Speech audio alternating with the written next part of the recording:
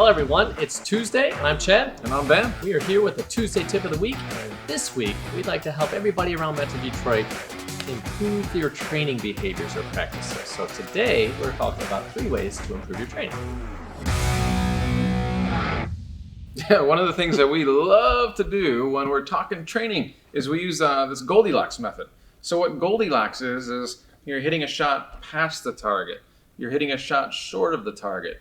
Then you try to hit the appropriate distance. And what you're really doing is you're starting to develop feel as a player. Oh. And a lot of times as you're doing this activity, there's a big disconnect between intention versus reality. So sometimes if you feel like, man, it's really weird. Every time I try to go past the pin, it seems like it's the appropriate distance. Well, that activity is actually talking to you as you're developing your feel. So what you're saying is the story of Goldilocks, too hot, too cold, just right. Yep. Too big, too small, just right. So you're saying use the Goldilocks method when training. You got it. Does that work for direction as well? Yeah, 2 right, 2 left, somewhere in between. Does that work with center face contact? Too much off the toe, too much off the heel, just right? Same with the divot. Oh. Too far forward, too far back, just right. Swing height could be too high, no divot.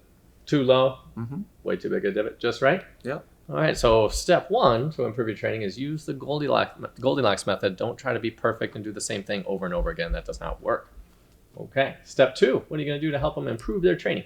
Block versus random. A lot of times, Chad and I just cringe when we watch you guys at the range. You're scrapers and hitters. Scrape, hit, scrape, hit, scrape, hit.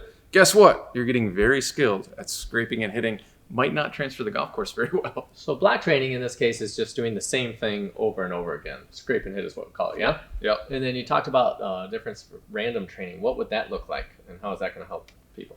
Random training is actually what it looks like when you play golf. So notice when you play golf, you hit a driver off the first tee. Well, the only way you're going to hit driver again is if you pump it out of bounds. But typically, you hit a drive.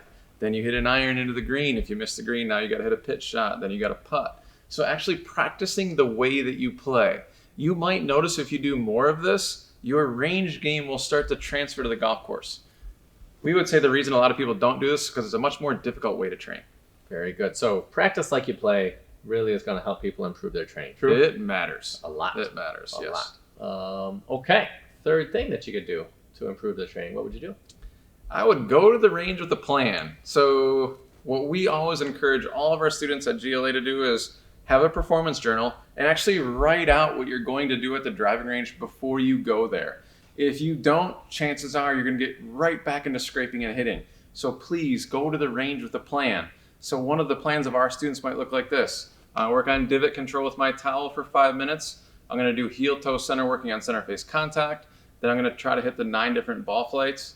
And then I'm going to do some random training at different targets. Would be an example of a hell of a plan to take with you when you go to the driving range. Very good. So most folks, you go to the range and your plan, your goal is to go hit it good. And if you hit it good, you think that it's working.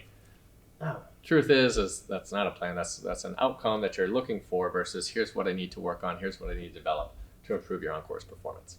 So use the Goldilocks method, practice like you play, and definitely write out a plan so you can get on the other side of understanding what you're trying to accomplish when you go. We hope this Tuesday tip helps you. Get out there and train your golf games. We thank you for joining us. We look forward to seeing you next time.